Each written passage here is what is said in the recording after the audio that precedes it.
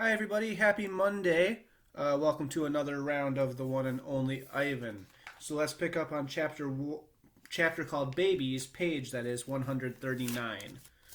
Chapters don't have numbers in this book. Back in those days, the Big Top Mall was smaller. It had a pony ride, a wooden train that bustled around the parking lot, a few bedraggled parrots, and a surly spider monkey. But when Mac bought me, a baby gorilla dressed in a crisp tuxedo, and brought me to the mall, everything changed. People came from far and wide to have their pictures taken with me. They brought me blocks and a toy guitar. They held me in their laps. Once I even held a baby in my lap. She was small and slippery. Bubbles flowed from her lips. She squeezed my fingers. Her rear was puffy with some kind of padding, and her legs bowed like bent twigs. I made a face. She made a face. I grunted. She grunted. I was so afraid that she would fall if I squeezed her tightly, and her mother yanked her away. I wonder if my mother ever worried about dropping us. We always held on, but that's easier to do when your mother is furry. Human babies are an ugly lot, but their eyes are like our babies' eyes. Too big for their faces, and for the world. Beds. One day, after many weeks of loud talking, Helen packed a bag and slammed the front door and never came back. I don't know why. I never know the why of humans. That night I slept with Mac in his bed. My old nests were woven of leaves and sticks and shaped like his bathtub. Cool green cocoons. Mac's bed, like mine, was flat, hot, without sticks or stars. Still, he made a sleeping sound like the rumble my father used to make when all was well, a sound from deep inside his belly. My place. Mac grew sullen. I grew bigger. I became what I was meant to be, too large for chairs, too strong for hugs, too big for human life. I tried to stay calm, to move with dignity. I did my best to eat daintily, but human ways are hard to learn, especially when you're not human. When I saw my new domain, I was thrilled, and who wouldn't have been? It had no furniture to break, no glasses to smash, no toilets to drop Mac's keys into. It even had a tire swing. I was relieved to finally have a place of my own. Somehow I didn't realize I'd be here quite this long. Now I drink Pepsi, eat old apples, and watch reruns on TV. But many days I forget what I am supposed to be. Am I a human? Am I a gorilla? Humans have so many words. More words than they need, really. Still, they have no name for what I am. 9,876 days is this chapter.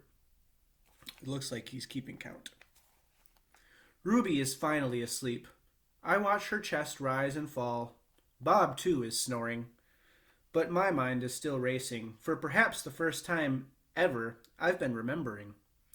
It's an odd story to remember, I have to admit. My story has a strange shape. A stunted beginning and an endless middle. I count all the days I've lived with humans. Gorillas can count as well as anyone, although it's not a particularly useful skill to have in the wild. I've forgotten so many things, and yet I always know precisely how many days I have been here. I take one of the magic markers Julia gave me. I make an X, a small one, on my painted jungle wall. I make more X's, and more. I make an X for every day of my life with humans. My marks look like this. The rest of the night, I mark the days, and when I am done, my wall looks like this. And so on until there are 9,876 X's marching across my wall like a parade of ugly insects. A visit. It's almost morning when I hear steps. It's Mac. He has a sharp smell, and he weaves when he walks. He stands next to my domain. His eyes are red. He is staring out the window at the empty parking lot. Ivan, my man, he mumbles. Ivan. He presses his forehead up against my glass. We've been through a lot, you and me. A new beginning. We don't see Mac for 2 days. When he returns, he doesn't talk about Stella at all. Mac says he is anxious to teach Ruby some tricks. He says the billboard is bringing in more visitors. He says it's time for a new beginning. All afternoon and into the evening, Mac works with Ruby. Ruby's feet are looped with rope so that she can't run. A heavy chain hangs off of her neck. Mac shows her Stella's ball, her pedestal, her stool. He introduces her to Snickers. When Ruby obeys Mac, he gives her a cube of sugar or a bit of dried apple. When she doesn't, he yells at her and kicks the sawdust. When George and Julia arrive, Mac is still training Ruby. Julia sits on a bench and watches them. She draws a little, but mostly she keeps her eyes on Ruby. Bob watches too. He's hiding in the corner of my domain under Not Tag. It's raining outside, and Bob does not like damp feet. Ruby trudges behind Mac, her head drooping. Endlessly they circle the ring. Sometimes Mac slaps her flank with his hand. Suddenly Ruby jerks to a stop. Mac pulls the chain hard, but Ruby refuses to move. Come on, Ruby. Mac is almost pleading. What is your problem? She's exhausted, I say to myself. That's her problem. Mac groans. Idiot elephant. Idiot human, Bob mutters. Walk, Ruby, I say, although I know she's too far away to hear me. Just do what he says. Walk, Mac commands. Now! Ruby doesn't walk. Instead, she plops her rump on the sawdust floor. I think maybe she's tired, Julia says. Mac wipes his forehead with the back of his arms. Yeah, I know, we're all tired. He pushes Ruby with the heel of his boot. She ignores him. George looks over from the food court where he is wiping off tables. Mac, he yells, maybe you should call it a day. I'll close up.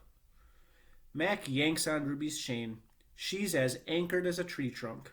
He pulls harder and falls to his knees.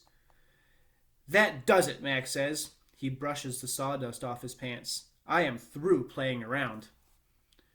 Mac stomps off to his office. When he returns, he is carrying a long stick. The gleaming hook on its end is almost beautiful, like a sliver of the moon. It's a claw stick.